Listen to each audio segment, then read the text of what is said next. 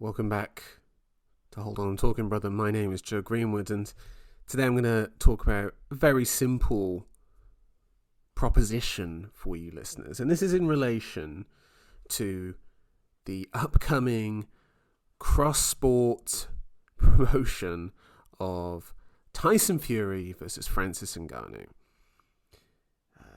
Hashtag riyadhseason. Note that I said that with sarcasm. That was not a sincere use of that. And listeners, I've just got a very simple question for you to answer to kick this off. Is, do you think Francis Ngannou can win? And I will leave a pause here for you to answer yes or no. Go. Okay, good. You all chose no, he cannot win, and you are correct for thinking that. However, there are people who do think he's going to win, and listeners, I have a very simple recommendation for you with these people to test whether they actually think that, and say, okay, bet. I take that bet, and I will offer you that bet. And I tell you what, listeners, offer them odds. 5 to 1, 6 to 1, 10 to 1 odds. Yeah, and yes, you will be nervous. You will be nervous if they take it. And then they'll start bragging. Be like, you're going to have to give me £100. You're going to have to give me £5,000. But you will sleep easy, knowing that you will not have to give them £100 or £5,000. Because, listeners, we all know Francis Ngannou cannot win. How can he win? How can he win? Did you see the footage of him sparring, training with Mike Tyson? And we all saw Mike, and we all saw him all, Mike Tyson, he's older now, he's a bit more hunched, he just looks a bit smaller, Remember, this guy was a heavyweight back in the day, and he stood next to Ngannou, and, he looks like a featherweight. But that is just the nature of a man like Ngannou. And you see Mike boxing, throwing his shots, tight form, snappy shots. And then you see Francis throwing the shots onto the pads. And, he didn't have the quickest hands in the UFC.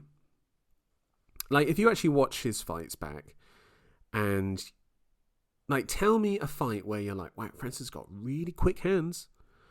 It's probably the Stipe rematch where he had a really nice piston pumping jab that he landed on Stipe in that fight. It's a really nice pumping jab that he has out there. Nice. That's the only shot that comes to mind where I think, wow, he's got fast hands. Because even like the other bizarre knockouts that he achieved, it was all weird, a lot of weird angles, apart from the Overeem one, obviously.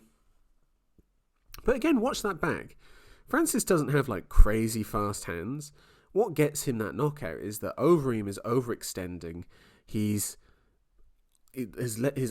nothing protecting him as he's in the middle of swinging with Francis, and Francis lands this humongous uppercut and knocks him out. But his hands aren't fast, and that's what you need against a guy like Fury. You need to have fast hands to make him have to work, to make it to throw him off his rhythm. And I think that people should watch that video of the pads and show it to the people who have taken this bet with you. And you will get, some of you will get someone to take that bet. Because it's like, oh, he's training with Mike Tyson. One of the greatest marketing gimmicks Francis could have ever done for this fight was getting Mike Tyson involved. He's training with Mike Tyson. Yes, Mike Tyson, yes. Do you remember his last few pro fights? Do you remember the guy he had his last pro fight against? I'm not talking about, the Roy Jones exhibition nonsense that we saw. I mean, his actual pro fights. Lost to Danny Williams by knockout. Lost to Kevin McBride by retirement. I remember watching Sky Sports News and seeing that on a loop, and just Mike going I just don't have it in me. When was that Kevin McBride fight? It was 2005. That was 3 years after he lost to Lennox Lewis, and we knew he was washed up then. Now, admittedly, being washed up and being a good coach are two different things. Yeah, Mike actually might be a really good coach for all we know. And in fact, I've got a feeling he might be. I think he's probably telling him some quite sensible things. Work him to the body. That's all he's got. That's all he can do. That's all he can do. Because, you know what? I actually wrote some notes down on how can Francis win this fight. And it really is the old school thing of work the body and then go up top.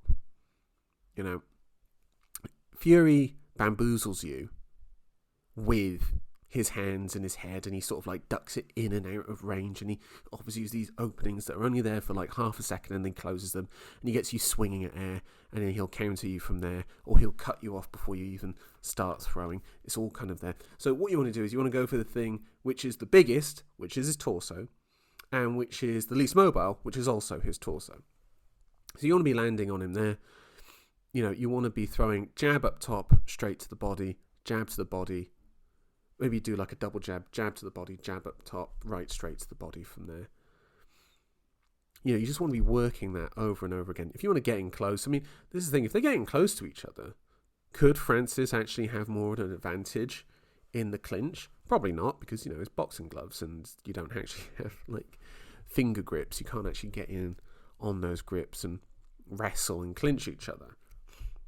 You know, if you remember his last fight in the UFC, when he was on the feet against Cyril Gane, who, as we all know, is a deeply flawed fighter, and is actually, even as a striker, is trying to finish someone is very flawed. I mean, if you look at that Sergey Spivak fight, where, you know, up until he's about to finish him, really nice clean striking, and then it's like, oh, I can finish him, just wild swinging, wild nonsense, hammer fist to the backs of the head, you know, hammer fist to like the shoulder or something, like a Yoel Romero style hammer fist to the leg, weird stuff, just absolutely all over the place. And you beat him with grappling. So really there's not really much context for like the last few years of Francis of winning on the feet. So if he is to win, that is probably the way to do it. And it is probably trying to sneak 6 rounds by doing that. You know, what will happen if he wins? There'll be a rematch. They'll do it in Saudi Arabia again, and they'll make even more money, and they'll do it for a world title this time. Will he win? Of course he won't win. Of course he's not going to win. Listeners, watch the video of him on the pads. He's not got a hope in hell. You're going to see it in that fight.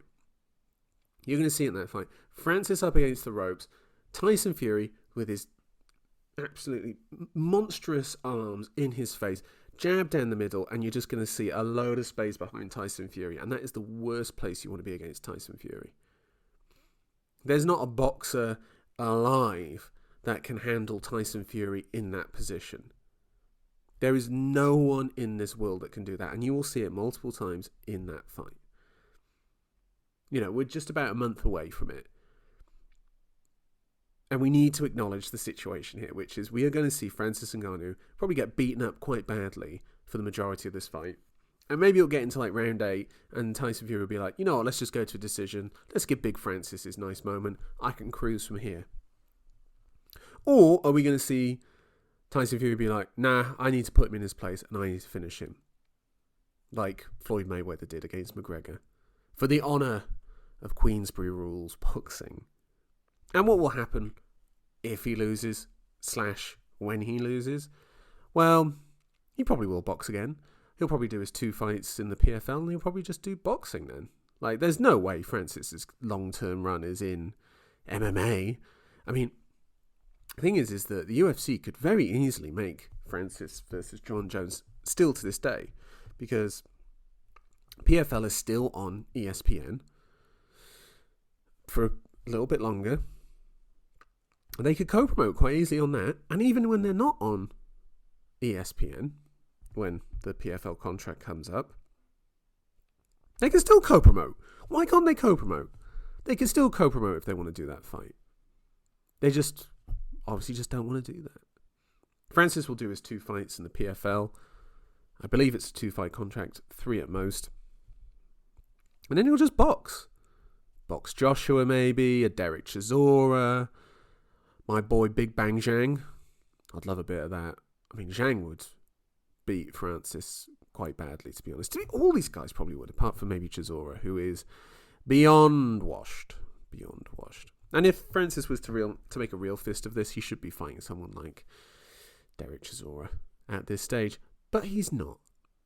He's not. And you know what? He's doing the right thing. He is taking that biggest opportunity. Because, listen, when you get given that opportunity of a Tyson Fury fight, a man who is really hard to tie down to a fight, you take it. You take it. So, Francis, that's the best decision you've made so far with this fight. And the Mike Tyson training. You can subscribe to Hold On, I'm Talking Brother. You can subscribe to us on iTunes, Spotify, all that. We get the full podcast where I'm joined by my regular co-host Tom Ballum, where we break down fight cards, mostly the UFC pay-per-views at the moment. Leave a comment underneath. We will get back to you on the show or in the comments themselves. Thank you very much, and have a pleasant evening, day, morning, wherever you are in this world. And best of luck to you, Francis. Hopefully you can survive this fight against Tyson Fury without being too badly damaged. God bless.